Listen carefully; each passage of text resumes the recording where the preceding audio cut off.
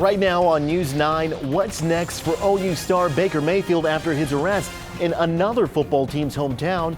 Plus, car burglars evading the law in Norman, why homeowners say police aren't doing enough, and which parts of Oklahoma have the highest chances of rain today. On the scene, on the story, News 9 starts now. Good morning and thanks for joining us this Sunday, February 26th. I'm Chris Gilmore.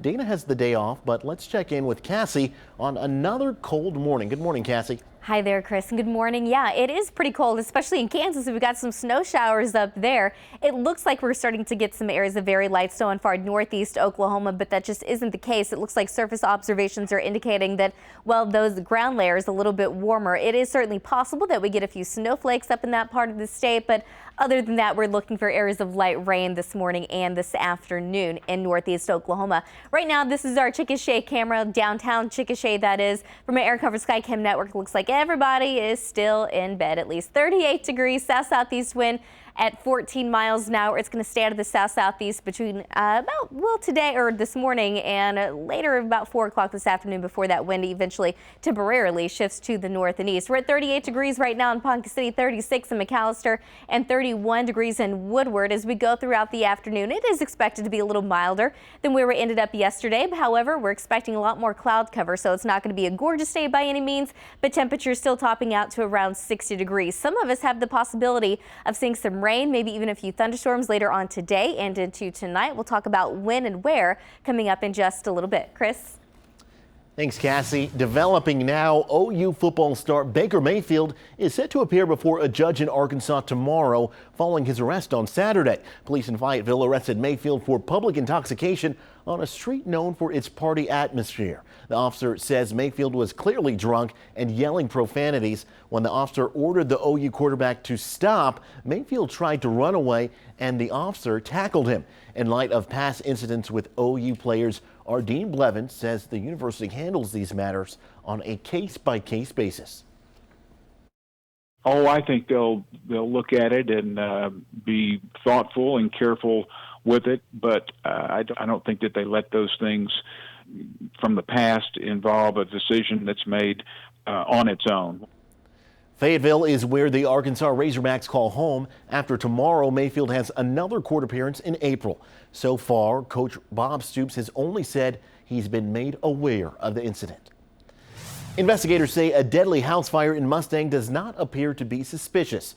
We first told you about this yesterday morning. The home near Highway 152 and Sarah Road was fully engulfed in flames when a man crawled out a window. After putting out the fire and searching the home, fire crews found a body. They're still investigating what started that fire. And we're working to learn more about a Wynnewood police officer who was injured yesterday while arresting a teenage suspect. The sheriff says the suspect was wanted for possible threats against police and family members. The 17-year-old is now in juvenile detention. No word yet on the extent of the officer's injuries.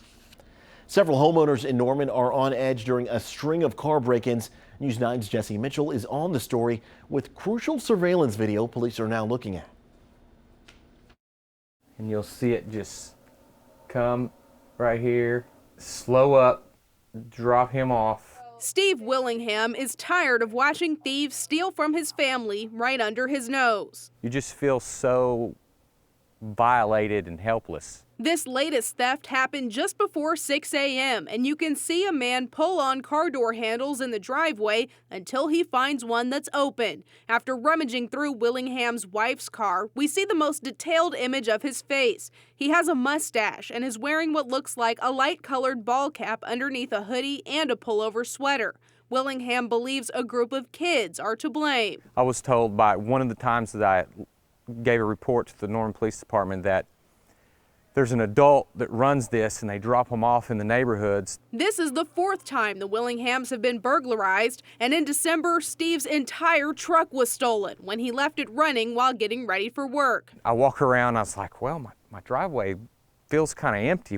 And then all of a sudden it hits me, my truck is gone.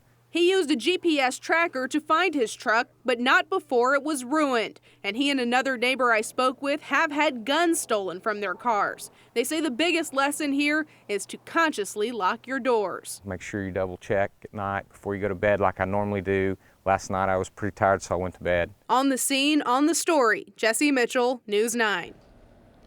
The superintendent of Guthrie Schools is weighing in on the education funding crisis and a push to have more charter schools in Oklahoma. Mike Simpson wrote an op-ed for the Guthrie News page. In it, he highlights his concern, saying, quote, "This debate is quickly turning to a rural versus urban versus suburban issue, which is splintering school supporters into different factions." Obviously, the principle of divide and conquer is alive and well in this scenario. 2 employees of the Perry School District are now on paid leave amid a child sex abuse investigation. Principal Kenda and teacher Jeff Sullins have already been arrested for failing to report the abuse and their teaching certificates suspended. Former teaching assistant Arnold Cohen faces charges of molesting young students. Last week, the school board also chose to keep Superintendent Scott Chenoweth on paid administrative leave.